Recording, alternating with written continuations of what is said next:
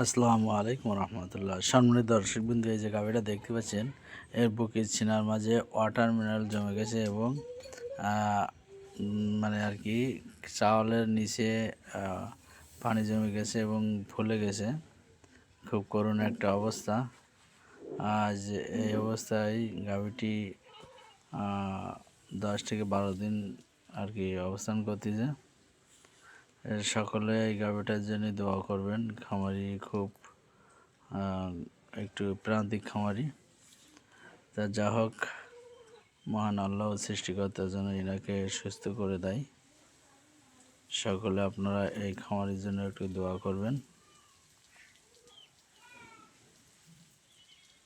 আর সঠিক চিকিৎসা এবং নির্ণয় যেন পড়ে এবং সেই অনুযায়ী যেন আল্লাহ ভালো করে। আপনারা দোয়া করবেন এই গাভীটার জন্য। ভিডিওটা দেখার জন্য ধন্যবাদ। আমরা যদি টিভি দেখাই যে অনেক শক্ত এবং ওখানে হাত দিলে অনেক ব্যথা পাচ্ছে।